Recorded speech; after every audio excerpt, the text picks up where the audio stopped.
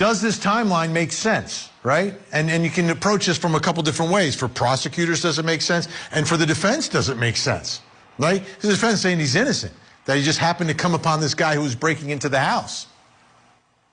But there's some time periods here I have a lot of questions about.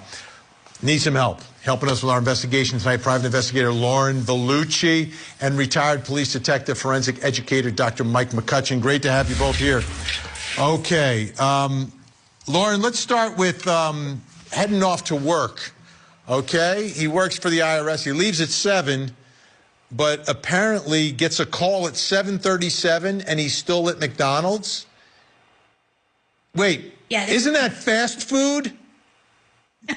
It's supposed to be. It really is. Yeah, this is crazy because that doesn't add up. So this whole case is crazy. They thought that they had it planned out so well, but when they get down to the timeline, everything falls apart. So no, that was not believable, and we'll see as we go on that every other thing that they say too is not believable. Yeah, and I'm just thinking about, okay, I live in Virginia. I work for the IRS. I got to get to work. Yeah, I'm gonna go to McDonald's. Maybe the drive-through. Maybe you go to the drive-through. I mean, if you got to go in and grab something, are you really going to be in the parking lot, you know, a half hour later?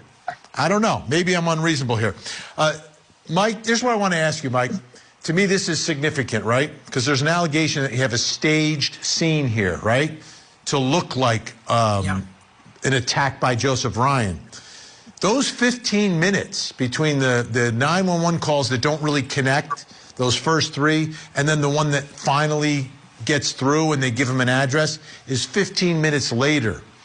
What are your thoughts about what can be done to a crime scene in 15 minutes? So your question was, does this timeline make sense? And it makes perfect sense. If you've killed somebody and you need time to get your story straight and to do a little cleanup and staging before the police get there, then yes, the timeline is great. There's actually research for analyzing 911 calls. And if you are legit need some help, you're calling 911 and maybe the phone hangs up. That's acceptable. That happens.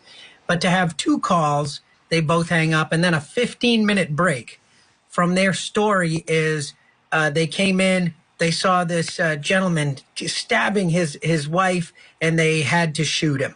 That would not take more than a few seconds.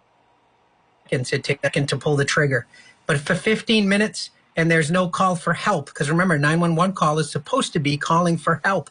And so you go, oh my gosh, my wife is stabbed and she needs help, and you don't call for 15 minutes. So what are you doing in that 15 minutes? Providing medical care and just hoping that an ambulance would show up?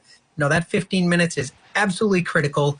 You could clean up hide weapons, stage bodies. There's no lividity. There's no rigor set in. It's too early right after the death.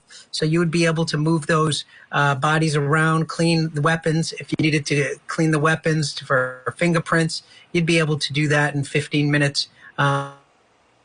It wouldn't be perfect, it'd be pretty good. Here's another problem, Lauren, with the Banfield story.